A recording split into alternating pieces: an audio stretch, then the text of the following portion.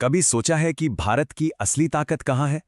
बड़े बड़े शहरों में या फिर उन लाखों गांवों में जहां आज भी देश की आत्मा बसती है? आज हम लोकतंत्र की उन्हीं जड़ों को समझने जा रहे हैं, एक ऐसे सिस्टम की जो गांवों को अपनी सरकार खुद चलाने की ताकत देता है। जी हां, आज हम बात करेंगे पंचायती राज की। तो सवाल ये उठता है कि हमारे गांव आखिर चलते कैसे हैं? कौन ये तय करता है कि गांव में सड़क कहाँ बनेगी या स्कूल में क्या ज़रूरतें हैं? इसका जवाब लोकतंत्र के एक बहुत ही गहरे और शक्तिशाली विचार में छिपा है। इसी को कहते हैं पंचायती राज। और अगर बिल्कुल आसान भाषा में समझें तो इसका मतलब है अपना राज। मतलब एक ऐसा सिस्टम जहां गांव के लोग ही अपनी सरकार यानी पंचायत चुनते हैं ताकि वो अपने छोटे बड़े फैसले खुद ले सकें। सही मायनों में लोकतंत्र यही तो है, बिल्कुल जमीनी स्तर पर। लेकिन ये कोई नया आइडिया नहीं है। गांव को ये ताकत देने की कहानी बहुत पुरानी है और इस सफर में कई अहम मोड़ आए हैं। चलिए इस ऐतिहासिक सफर पर एक छोटी सी नजर डालते हैं। ये कहानी शुरू होती है बहुत पहले, प्राचीन भारत में। वेदों में भी सभा और समिति जैसी ग्राम परिषदों का जिक्र मिलता है। फिर आया साल 1882 जब लॉर्ड रिपन एक प्रस्ताव लाए और इसी वजह से उन्हें भारत में स्थानीय स्वशासन का पिता भी कहा जाता है। आज़ादी के बाद 1957 में बलवंत राय मेहता कमेटी ने सिफारिश की कि 3 लेवल का पंचायती राज सिस्टम होना चाहिए। लेकिन असली सबसे बड़ा मोड़ आया 1992 में, जब 73वें संवैधानिक संशोधन ने इस पूरे सिस्टम को एक कानूनी और संवैधानिक पहचान दी। और यही 73वां संशोधन है आज के पंचायती राज की बुनियाद। इसी एक कदम ने सिर्फ कागज पर चल रही योजनाओं को एक संवैधानिक हकीकत में बदल दिया। इस संशोधन ने पंचायती राज को संवैधानिक दर्जा दे दिया। इसका मतलब ये था कि अब ये सिर्फ सरकार की कोई पॉलिसी नहीं, बल्कि भारत के शासन के ढांचे का एक जरूरी हिस्सा बन गया। इसने जमीनी लोकतंत्र को एक अधिकार बना दिया। तो ये सिस्टम आज दिखता कैसा है? यह असल में एक 3 लेवल का ढांचा है। सबसे नीचे गांव के लेवल पर है ग्राम पंचायत, उसके ऊपर ब्लॉक लेवल पर है पंचायत समिति और सबसे ऊपर जिला लेवल पर है जिला परिषद। इसे आप स्थानीय सरकार का एक पिरामिड समझ सकते हैं। अच्छा, यहां पर ना एक बहुत जरूरी बात समझनी है, ग्राम सभा और ग्राम पंचायत के बीच का फर्क। कई लोग इसमें कंफ्यूज हो जाते हैं। तो देखिए, ग्राम सभा कोई चुनी हुई बॉडी नहीं है।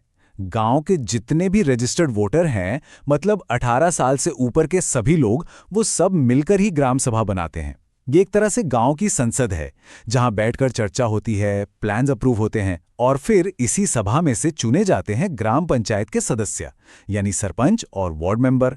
इनका काम होता है उन प्लान्स को लागू करना। तो पावर किसके हाथ में हुई?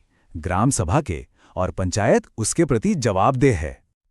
इस सिस्टम की सबसे क्रांतिकारी बातों में से एक है अनिवार्य समावेश। इसमें अनुसूचित जाति और जनजाति के लिए सीटें उनकी आबादी के हिसाब से आरक्षित होती हैं। और सबसे अहम बात, महिलाओं के लिए कम से कम 33% सीटें रिजर्व हैं। इस एक कदम ने लाखों महिलाओं को पहली बार राजनीति में लीडरशिप की भूमिका में आने का मौका दिया है। ठीक है, तो हमने इसका ढांचा तो समझ लिया, पर सवाल ये है कि ये पंचायतें असल में करती क्या हैं और इनके काम के लिए पैसा कहां से आता है? तो ये पंचायतें करती क्या हैं आखिर? इनके जिम्मे पूरे 29 विषय आते हैं। सोचिए जरा, गांव के खेतों की सिंचाई की व्यवस्था से लेकर कहां सड़क बननी है, कहां नाली बननी है, पीने का साफ पानी पहुंचाना, स्कूल और हेल्थ सेंटर का ध्यान रखना, यहां तक कि मनरेगा जैसी सरकारी योजनाओं को जमीन पर लागू करना भी इन्हीं की जिम्मेदारी है। मतलब गांव की जिंदगी से जुड़ी लगभग हर चीज। काम तो बहुत हैं, लेकिन एक जरूरी सवाल तो रह ही गया, इन सब कामों के लिए पैसा कहां से आता है? पंचायतों की कमाई के कई सोर्स होते हैं। कुछ पैसा तो वो प्रॉपर्टी और बाजारों पर लोकल टैक्स लगाकर जुटाती हैं, लेकिन एक बड़ा हिस्सा राज्य और केंद्र सरकारों से ग्रांट यानी अनुदान के तौर पर आता है। इसके अलावा जो खास सरकारी योजनाएं होती हैं, उनके लिए भी अलग से फंड दिया जाता है। और ये पैसों का बंटवारा ठीक से हो, इसके लिए हर 5 साल में एक राज्य वित्त आयोग बनाया जाता है। इसका काम ही यही तय करना है कि राज्य सरकार अपनी कमाई का कितना हिस्सा पंचायतों को देगी ताकि गांव का विकास न रुके। सुनने में तो ये सिस्टम बहुत अच्छा लगता है, लेकिन जमीनी हकीकत हमेशा इतनी आसान नहीं होती। तो चलिए अब आगे की राह, इसकी चुनौतियों और भविष्य पर नजर डालते हैं। देखिए, इस शक्तिशाली सिस्टम को जमीन पर उतारने के रास्ते में आज भी कई बड़ी चुनौतियां और रुकावटें हैं। सबसे बड़ी चुनौती है पैसों की। पंचायतों को अक्सर फंड्स के लिए राज्य सरकार पर निर्भर रहना पड़ता है। फिर राजनीतिक दखलंदाजी और भ्रष्टाचार भी एक बड़ी समस्या है। कई बार तो लोगों को पता ही नहीं होता कि ग्राम सभा की मीटिंग कब हो रही है, तो भागीदारी कम हो जाती है और चुने हुए नुमाइंदों को भी सही ट्रेनिंग नहीं मिल पाती।